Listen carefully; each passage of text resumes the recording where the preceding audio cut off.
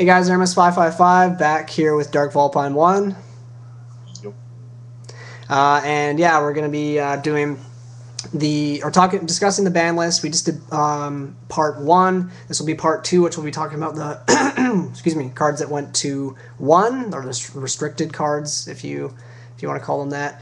So yeah, let's what we're going to do is just, like I said, go through the list of cards. There's a few in this section actually that we should talk about pretty quickly, but yeah, I'll let Rob talk first, and then I'll do my bit. So starting off, we got Blackluster Soldier, Envoy The Beginning. What do you think? All the Yugi fans are very happy. This was recently reprinted in Gold Series 4 Pyramids Edition. I think that it's a very powerful card, which is that's like saying Pyre's around. But I think that it's one of those cards that you're going to see people change their decks around a little bit for. Like, you're going to see, like, I know my friends in his heroes, he threw in a couple of Summoner Monks, and he threw in a couple of Breakers, just in order to have an ability to drop the Luster Soldier. Because it's one of those cards that depending on the deck you're playing, you kind of don't want to be in a situation where you can't drop BLS Envoy. Mm-hmm. Because his effect is so game-changing, and so powerful. I mean, banish anything face up or face down and attack direct. I'll tell you right now, right, just me personally, I play agents. Everyone who knows me knows right now I'm on the agent kick, and I cut a bunch of the traps, right, because Heavy's back. I cut a bunch of the traps, and I put in Breakers, Doom Caliber Knights, and Agors, just to be able to drop Envoy at the beginning. And in testing today, Envoy at the beginning, he honestly never sealed the duel for me, but it was just nice to have a card to get around specific synchros. You know what I mean? Like, he's a really good main deck answer. Yeah, I think for a free summon, 3,000 attack is much similar to that of Judgment Dragon, where it's like double attack. Yeah, and the double attack effect, not even counting that, just 3,000 is huge. And as you said, his effect, and as you said, his effect is fantastic. Wicked. Yeah. It's wicked, but it requires you to change your deck around, which is going to slow down your deck. Yeah, and I think he's going to be a dead draw now. TGs. What's that? Or in Gravekeepers. Have fun trying to splash that in Gravekeepers and TGs. It's not going to work out. You know? And this is actually something I pointed out when me and Rob were talking about this earlier. People were saying that Twilight's going to be really good. But I think Lightsworn's going to actually be a little more viable this format. But like Chaos Plan, some other decks that would have possibly ran this, even though the plan engine has been hit, which we'll get to pretty quickly here, the one card that's really going to make or break it is going to be Pot of Avarice. So with Envoy at 1, Avarice is you're not going to be able to run. You're not going to be able to run those Rykos anymore, right? You run those Rykos, and you're going to mill your Avarice, you're going to mill your Soldier, and then next thing you know, you got nothing. So, to me, the best deck that can run the Envoy at the beginning is going to be a Junk Doppel.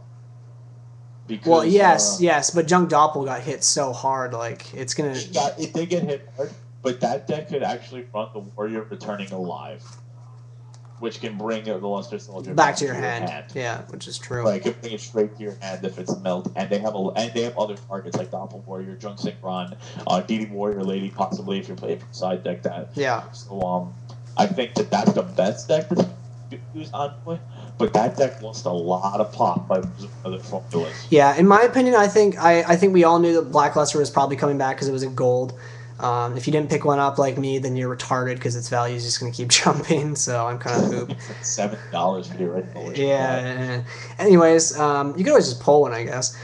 But the thing is, I don't think the card's going to be as great as people think it's going to be at first. Like, it is a fantastic card, but, so many cards have come... That's the Chaos Sorcerer went to 3. Let me just remind everyone. Yeah, and, it was good at the start of the format, but it just slowly lost popularity because people realized it was just, too much of a dead draw and stuff. And that's really all Blackluster is in my eyes. It's just a bigger version of Chaos Sorcerer. And as much as I love Chaos Sorcerer to death, I honestly think that the whole Chaos thing's a little too slow. And like I said, Ryko is not going to be as good anymore because you mill your Avarice, you're hooped. Anyways, I don't want to talk about that card too much, but I think we both, everyone knew it was coming back to 1, so let's go to the next unbanned next. Let's talk heavy, right? Because the rest are all being brought down. So let's talk heavy storm next. You want to talk heavy? Okay. Yeah, because that's the only card that's coming back. Yeah. Yeah, it's another card that's coming back. So that's like important because that's like literally a new card being put into the pool. Yeah. Heavy Storm. I think in Yu-Gi-Oh, it's kind of like being pro-choice and pro-life. I think it's either you're pro-heavy or you're against Heavy Storm, and I personally am very for it.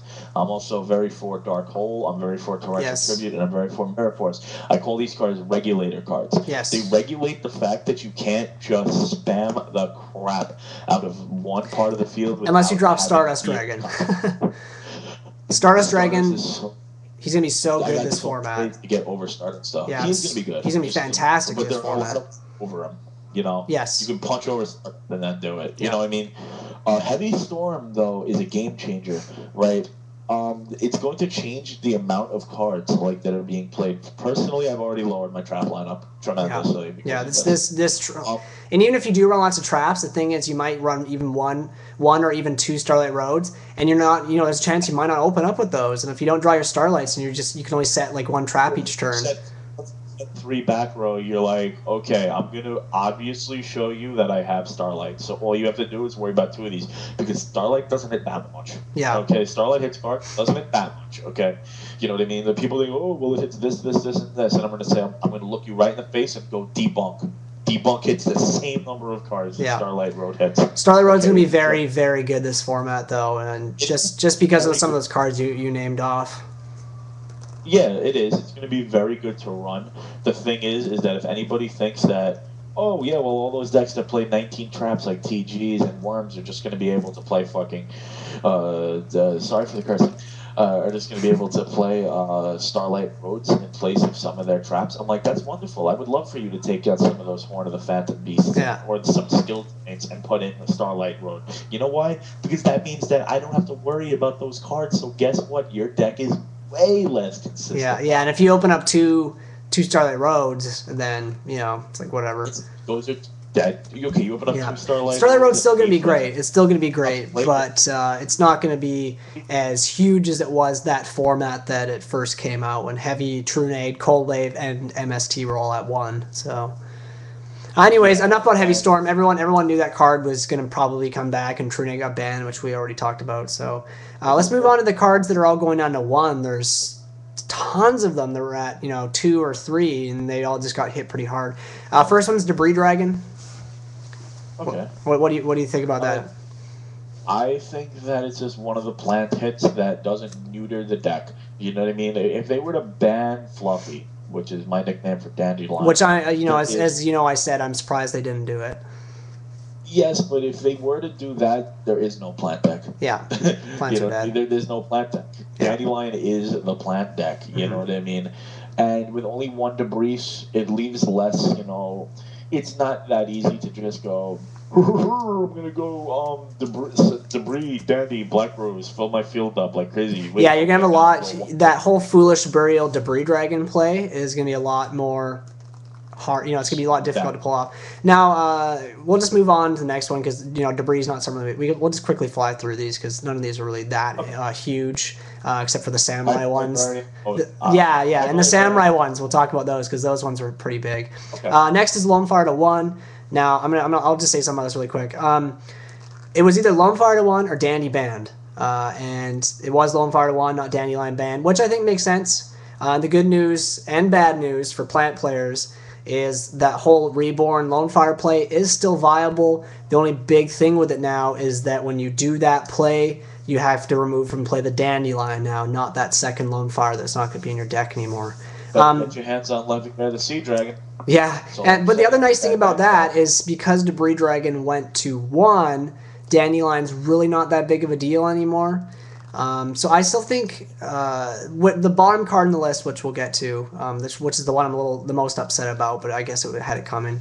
That's the one thing that's really going to hurt plants, I think. So what do you think about Lonefire? Blossom. Let me ask you a question. How many reinforcement of the army can you play? Just 1. Thank you. Yeah. Lonefire Blossom is better than Rhoda. Yeah, I agree. Because it comes to the field. Okay, if Rhoda is going to be at 1, and you're going to have one type have that, then guess what? You better put the card that can summon any plant. You better put that card at 1 because it could just drop any. It could just drop any plant. And don't kid yourself for 1 second. Titania was on the top of one of the things. The plant engine can do way too much. Yeah. 2 Lonefire is ridiculous. Yeah. Okay. So we're at 10 minutes here, so we're gonna have to move on to the next one. Okay. Sorry to rush you. So next, the big ones, actually, the ones that I think are the biggest hits, is the 6 Samurai cards. Shi En is at 1, and Shien's Smoke Signal is at 1. I'm gonna just run through my thoughts real quick on Shi En and Shien's Smoke Signal. It won't take long. To me, if you're gonna play a card, if you're gonna be playing a monster, you need to have to think about what you're doing in order to bring it out. If its effect is really powerful, that's why you have to think. Okay, should I go Brionic now? Because if Brionic runs into a warning, I can't get him back. You know, I need to. If I lose this Brio, I don't have Brio later. It is too obvious for Samurai players. Let's go. Okay, I'm just gonna go Shi En. You know why? Because if I lose Shi En, I got 2 more. And guess what? I'm gonna drop double-edged sword technique next turn if you can't get rid of the Shi En, which guess what? You probably can't. Yeah. And then I'm gonna drop double-edged sword technique. I'm gonna make another Shi En. Now you have no hand. Okay, you know what I mean? So Shi En belongs at 1. His effect's way too. He's way too good. I agree, because it's not a minus, and yeah, it's just way too good. And Smoke Signal was just, you know, it just easy to bring him out turn 1. It's yeah, too easy to too bring much. him out. Well, it was just too much consistency with the Smoke Signal. You could just, you know, you open up with 2 or even like 1 in a Rhoda. That's. It was to a point. It was to a point of opening up with like when D-Draw, Malicious, and all that were at 3, and Emergency Teleport, where you could just go the double Dark Arm Dragon turn 1. You know what I mean? And a Stardust Dragon. Yeah. Come at me, bro. You know what I mean? With Shi En at 1 though, I think the deck is. Some people might argue with this, but I would say the deck is actually dead. Shi En and Smoke Signal going to 1. It's still viable. There are other options the deck can make. It makes, you know, the Naturia monsters very easily, but I think that it's going to be a lot slower, a lot more inconsistent, and it's just not going to have that power that it had before. Double-edged sword technique might as well have been limited by this list too. But yeah, because it's pretty much pointless now.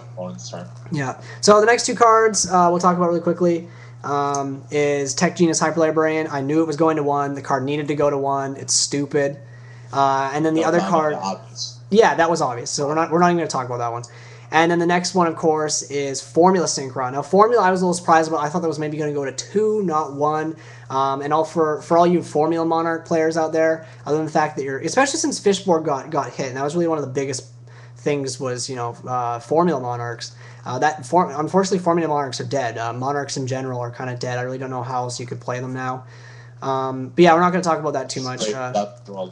Yeah. So what do you think about those? Just give me a really quick. Same exact thing here with Formula with Shi En. I think that people would just like any chance they had to make Formula, they just did. Yeah, and that's bad. Yeah, it's never just be okay. I make this monster. I'm just going to make it. Well, it's a +1, right? You know, even though it's not the biggest monster, it's still +1, and its other effect is extremely powerful as well. You know, leaving a 6 token and the formula on the field and just saying go and, you know, having your opponent play something, that's a trish that your opponent can't stop with a Veiler. So and it's not fair that some decks can do that and other decks can't. Yeah. Which limits diversity because people just started putting the plant engine in stupid stuff. Yeah. Honestly. So we'll just talk about the last 2 cards. Primal Seed, I'm not really going to say anything about that. It's just some stupid card that lets you pretty much... It's kind of like a Gravekeeper's Steel for... It is in Steli. The only thing I'm going to say about Primal Steel is I guess that they tested stuff and they noticed that Primal Seed was a little busted because of being able to use it with other stuff. Yeah. But honestly, it's also add 2 of your cards that are removed from play, so you could add back Spell and Traps. Yeah, it's not a big hit, though. So we got a couple minutes left here, so we'll just quickly talk about Avarice. Avarice is the one card I was upset to see got hit. It's way too good. You know, the fact that you can refuel back those synchros that you otherwise shouldn't be able to use again. Yeah, limited synchros, you know, using Brionic over and over, using Trishula over and over. That's too bad. But it's just, the one thing I'm upset about is there's other decks that Avarice was good in, but it wasn't broken. Like, my Nordics aren't going to be as good anymore now, which is a little upsetting. But really, you're just going to have to not run as many mill cards. Because if you mill too much and you mill at Avarice, then your deck is hooped. So, just really quickly, what do you think, Rob? I think that that's fine if you mill the Avarice. That's good. There are other cards though that put monsters back into your deck, and the number one card I'm going to mention is Transmigration Prophecy. Mm-hmm. That's a chainable card that could stop that could stop like stuff like the Breeze Dragons. If your opponent tries to crawl one of your cards, you can put it back into your deck. Transmigration Prophecy is a really underrated limited card. Pot of